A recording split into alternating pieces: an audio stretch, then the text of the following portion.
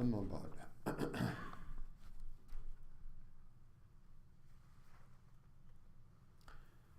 أعوذ بالله من الشيطان الرجيم واعبدوا الله ولا تشركوا به شيئا وبالوالدين إحسانا وبذي القربى واليتامى والمساكين والجار ذي القربى والجار الجنب والصاحب بالجنب وابن السبيل وما ملكت أيمانكم إن الله لا يحب من كان مختالا فخورا صدق الله مولانا العظيم.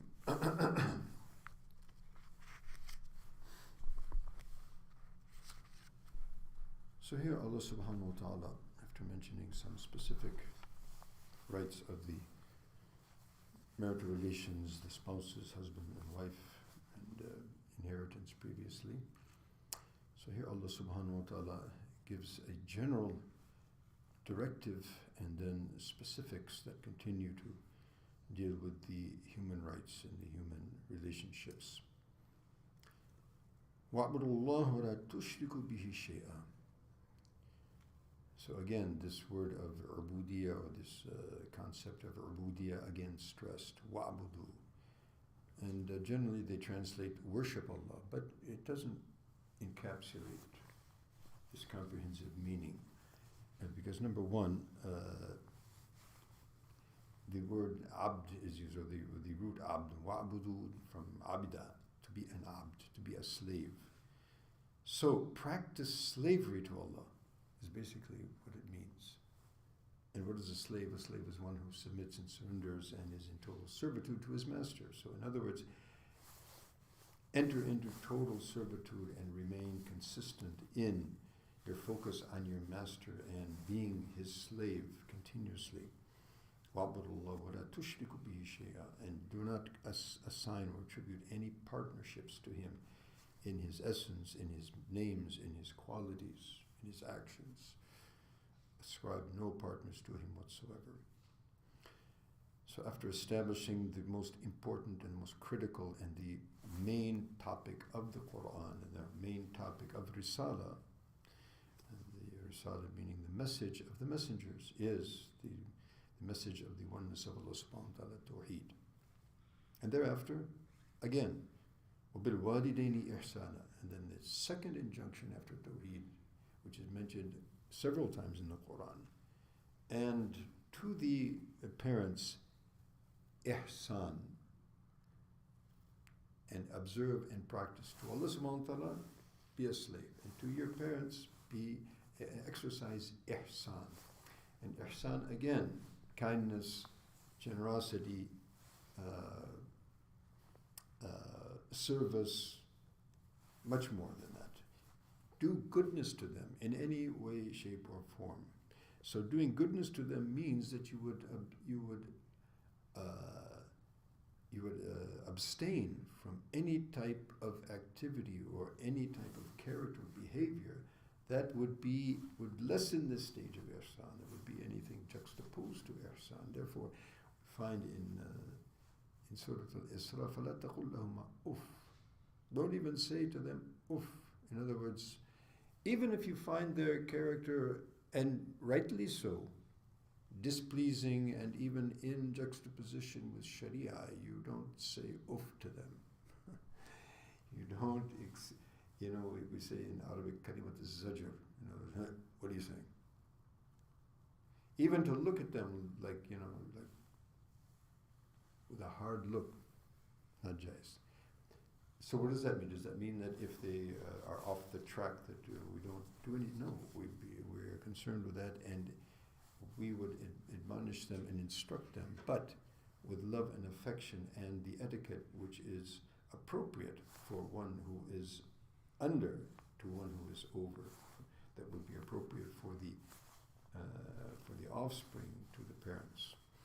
And naturally, because Allah subhanahu wa ta'ala has made the parents the means of bringing the human being into the world in the first place, particularly the mother, as we've mentioned many times in other conjunctions, that the amount of suffering that she has to go through and continues to go through. And actually, as long as the child is alive, she continues to remain the mother. children, they become grandfather, but this mother is still mother, and that's still my child, right? And so that mercy which Allah subhanahu wa ta'ala has placed into the heart of the mother and father, so this only Allah subhanahu wa ta'ala can repay them for that, and so we always show the best of character towards them.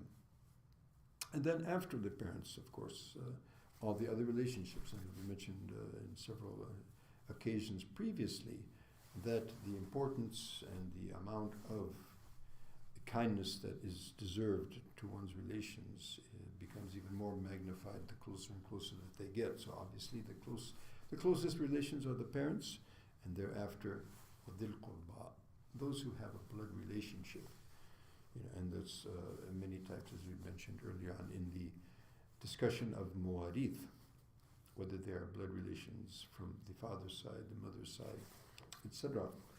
And then relationships which also, because of marital relationships, from fostering, the foster mother, the foster father, and sisters and brothers, etc. And then, after the various types of actual relationships, which are connected to blood relationships or relationships of that nature, blood or through marriage or through fostering, then yatama wal masakin. Yatama, of course, the orphans. And as we mentioned earlier, orphan is defined as one who has lost his father.